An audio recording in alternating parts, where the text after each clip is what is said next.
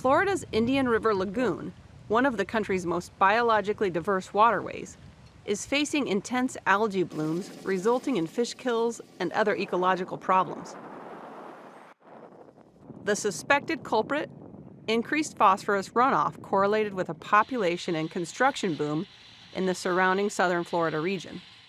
The Indian River Lagoon runs 156 miles along Florida's Atlantic coast, a high-growth area in a state that has seen more than 1 million acres shift from agricultural use to urban development in 15 years.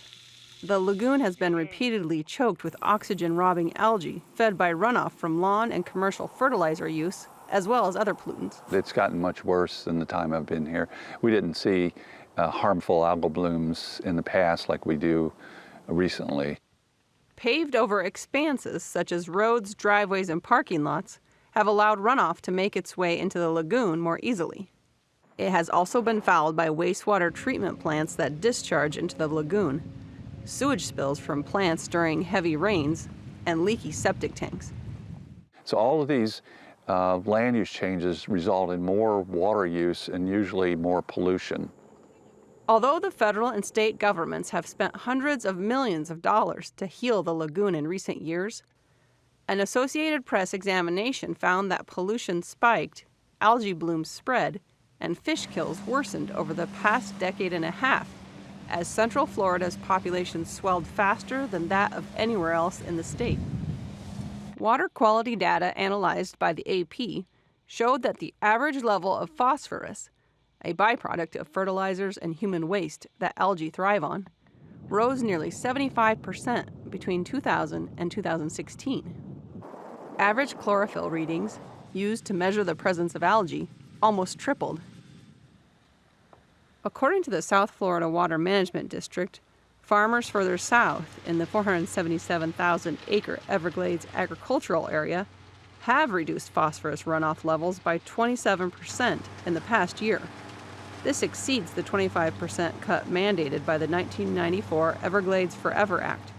However, environmental groups continue to blame agriculture as a contributor to the problem. 100% horror. The algae blooms often surround Captain Rufus Wakeman's charter fishing boat at the dock. He says the site is hurting tourism and fishing.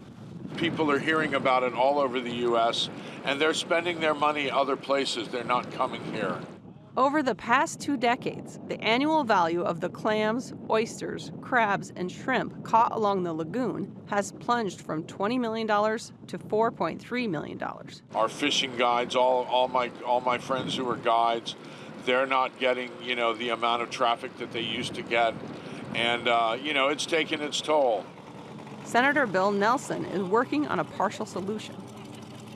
When Lake Okeechobee water levels get too high, dirty water is released into the lagoon, leading to many of the current issues.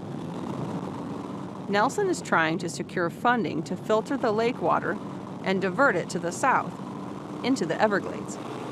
So the idea is to cleanse that water as it comes south without putting it to the east in the St. Lucie River and the Indian River Lagoon. It will cost billions of dollars and take decades to implement. But those who make their living on the water are unsure how much longer they can wait for change. For Market to Market, I'm Colleen Bradford Krantz.